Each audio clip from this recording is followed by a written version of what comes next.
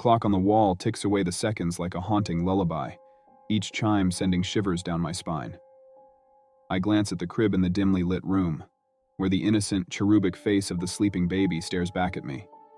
My heart pounds in my chest, and an inexplicable dread takes hold of me.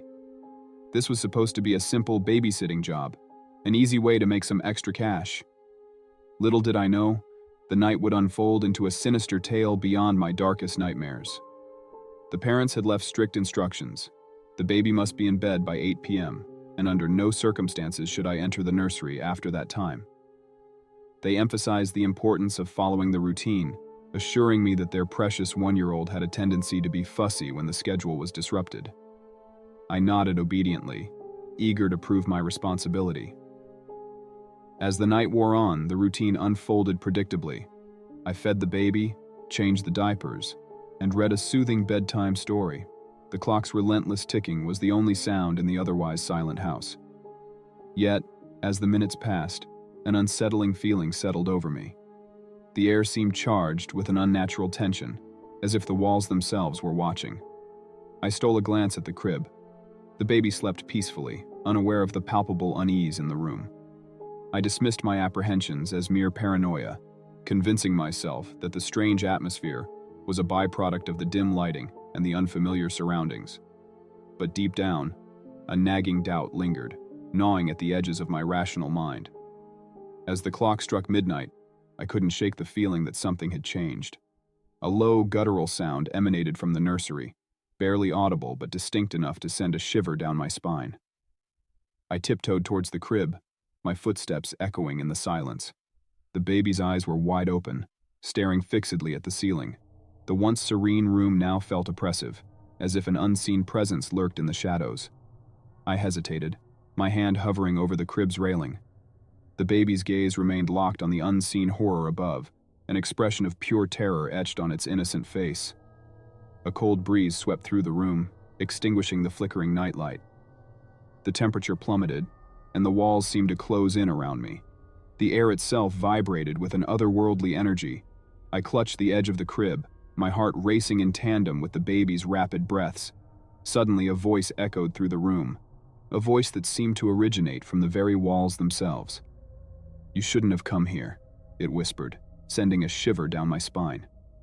I spun around, scanning the room for the source of the eerie message.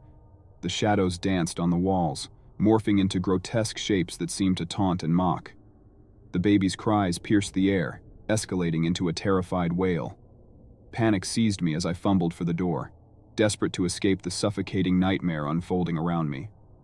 The hallway outside the nursery was engulfed in an impenetrable darkness, the once familiar surroundings now transformed into a labyrinth of fear.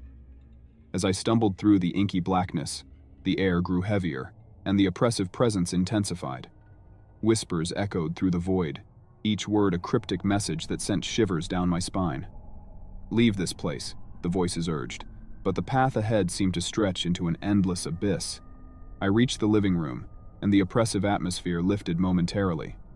A feeble glimmer of hope sparked within me, only to be extinguished as the shadows converged once again. The walls seemed to close in, trapping me in a malevolent embrace. The clock's ticking grew louder, each beat echoing like a morbid countdown to an inevitable fate. A soft laughter echoed through the house, a sinister, mocking laughter that seemed to reverberate from the very foundations. I clutched my ears, desperate to block out the haunting sound, but it persisted, growing louder with each passing moment. The baby's cries merged with the laughter, creating a cacophony of terror that threatened to consume me. In a final desperate attempt to escape the nightmare, I stumbled towards the front door. The air outside felt heavy and suffocating, mirroring the malevolence within. The laughter followed me, an unrelenting companion that echoed through the desolate streets. As I reached the edge of the property, the laughter ceased abruptly.